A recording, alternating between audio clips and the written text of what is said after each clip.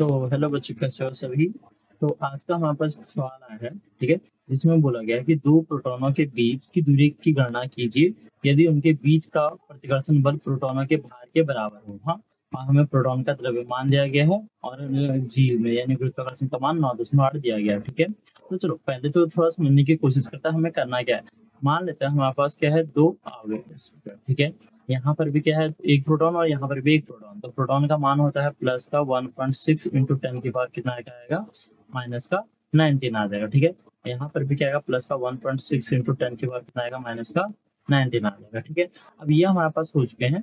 अब बताओ इन दोनों के बीच में जितना भी बल लग रहा है वो किसके बराबर है, प्रोटॉन के भार के बराबर। तो प्रोटॉन का भार निकालेंगे और हमें बोला गया कि इसके बीच की जो भी दूरी है हमें इस दूरी को क्या करना है, ज्ञात करना है। ठीक है, तो चलो कोशिश करते हैं। पहले तो हम प्रोटॉन का भार निकालते हैं ताकि हमें पता चल सके कि है क्या। हम चलो लिखते हैं पहले F इक्वल टू, ठीक है, जो भी force F equal to formula क्या था, 1/4 pi epsilon 0 Q1 Q2 upon R square, Coulomb's का लॉ है। अब कूलॉम्स लॉ में जो भी फोर्स लग रहा है, फोर्स किसके बराबर है, हमें जो दिया गया है कि उसके प्रोटॉन के भार के बराबर। हाँ, तो यहाँ पे क्या लिख सकते हैं हम, प्रोटॉन का भार क्या लिखेंगे, प्रोटॉन का भार, ठीक है, प्रोटॉन का भार बराबर आ जाएगा हमारे पास प्रोटॉन का द्रव्यमान, प्रोटॉन का द्रव्यमान, ठीक है, गुणा क्या आ जाएगा हमारे पास, त्वरण। ठीक है, त्वरण। तो यहाँ पे क्या है, जो भी प्रोटॉन का द्रव्यमान हमें दिया गया है 1.67 गुणा 10 की घात कितना माइनस का 27 kg है हमारे पास। हाँ, और जो त्वरण हमें दिया गया है, जो क्या होता है हमारा गुरुत्वीय त्वरण होता है, वो कितना दिया 9.8। तो ये क्या आ जाएगा हमारे पास, प्रोटॉन का भार।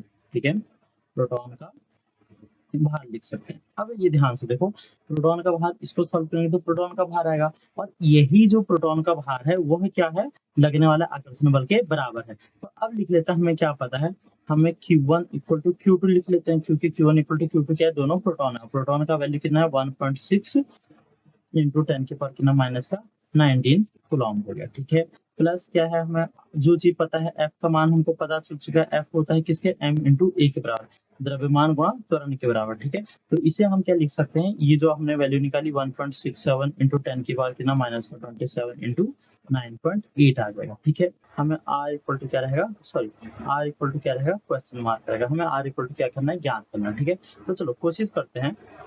हाँ, हम F की जगह पे F की वैल्यू लिख देते हैं। तो हाँ, क्या करेंगे, सभी के मान को हम कॉलम लो में रखने हाँ की जगह पे formula F equal to 1/4 pi epsilon 0 Q1 Q2 upon R square. ठीक है, तो चलो F की जगह पे क्या आएगा हमारे पास, 1.67 इंटू 10 की पावर कितना आएगा, माइनस का 27। हाँ, इंटू क्या आएगा हमारे पास 9.8, ये क्या आ गया, फोर्स आ गया, इक्वल टू, अब क्या है हमारे को 1/4 पाई एप्सिलॉन 0, क्योंकि 1/4 पाई एप्सिलॉन 0 का वैल्यू होता है कितना, 9 इंटू 10 की पावर कितना 9। तो ये यूज करेंगे तो क्या आएगा, 9 इंटू 10 की पावर 9 आ जाएगा। हाँ, और यहाँ पे क्या Q1 इंटू Q2। ठीक है, हमारे पास पहला आवेश भी प्रोटॉन है और दूसरा आवेश भी क्या है, प्रोटॉन है। तो अगर हम लिखते हैं तो हमें क्या लिखना, 1.6 इंटू 10 की पावर कितना आएगा, माइनस का 20, माइनस का कितना आएगा, 19 आएगा। हाँ, का होल स्क्वायर, माइनस का कितना, 19 का होल स्क्वायर, डिवाइड बाय रहेगा हमारे पास R स्क्वायर, क्योंकि हमें R की वैल्यू निकालनी है। ठीक है,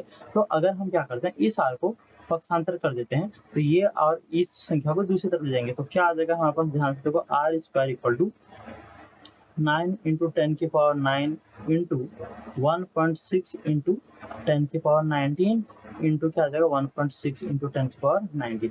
क्या क्या हमने यहाँ पे जो इसका होल स्क्वायर था उसको हमने खोल दिया। ठीक है, और अपॉन में क्या आएगा, ये वाले संख्या 1.67 गुणा 10 की घात कितना आ जाएगा, माइनस का 27 इंटू 9.8 आ जाएगा, ये आ जाएगा। अब अगर हम इसको सॉल्व करेंगे तो हमारे पास क्या क्या आएगा, देखो, ठीक है, 16 में 144 का आएगा हमारे पास 14.4 गुणा 1.6 गुणा 10 की घात। अब ध्यान से देखो, 9 प्लस का है, माइनस का 19 है, और माइनस का कितना है, 19 है। ठीक है, सॉल्व करने की कोशिश करेंगे।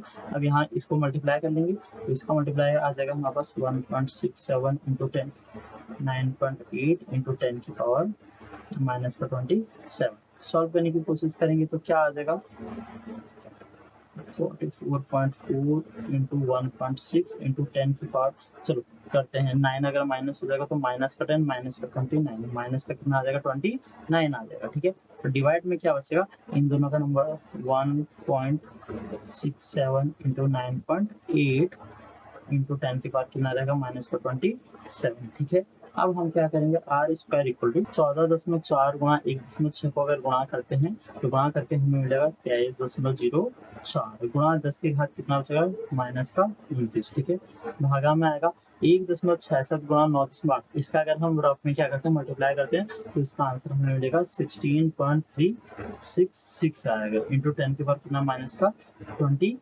रहेगा। ठीक है, अब पता है कि अगर 10 की पावर माइनस 27 अगर ये चीज ऊपर जाती है तो पावर किस चीज की हो जाएगी, प्लस की हो जाएगी। हाँ, तो 23.04 डिवाइड बाय क्या है, मतलब भाग देंगे 16.366 से और गुणा 10 की घात माइनस का 29 प्लस का कितना 27 हो जाएगा। ठीक है, इसको सॉल्व करेंगे तो आर स्क्वायर इक्वल टू क्या बचेगा हमारे पास 23.04 भागा आएगा हमारे पास 16.366 गुणा 10 के घात कितना माइनस का 2।